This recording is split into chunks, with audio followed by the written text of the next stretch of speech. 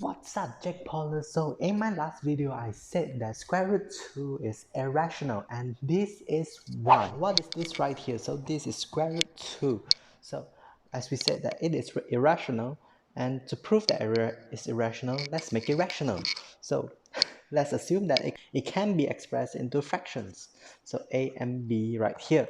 So it is important to know that a and b are coprime, meaning they don't share any factors. So maybe like 2 and 3, right? Or 4 and 7, they don't share any factors together. So this fraction is in its simplest form. Now let's square it and move b squared to the left hand side right here. So we have 2b squared equals a squared. So it is important to know that this 2 right here implies that a squared is even. And this implies that a is even. Okay, we have our first statement right here. A is even. So how do we write an even number?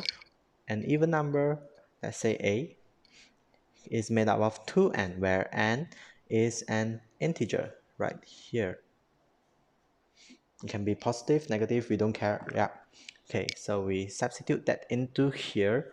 2b squared equals 2n bracket square. Then we simplify, expand it.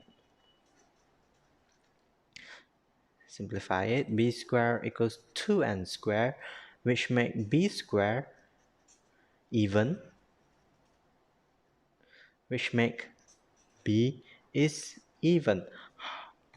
Meaning these two, a and b, are even numbers. So maybe 2n over 2m, which means it can be further simplified. However, in this statement right here, we have stated that a and b can't be simplified at all, making this number right here cannot be rational, meaning square root 2 is irrational.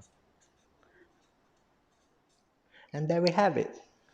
By the way, if you want to visualize square root 2, okay, so first you draw a right angle triangle with side one here, with a right angle here, and by Pythagoras theorem you get a square root 2 here. So this length right here is square root 2, and this is an A4 paper.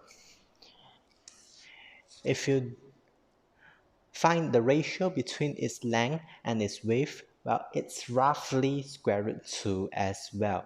So work it out yourself. Its length is 29.7 cm. Its height is 21.0 cm. So you divide them out, you get a rough approximation of square root 2.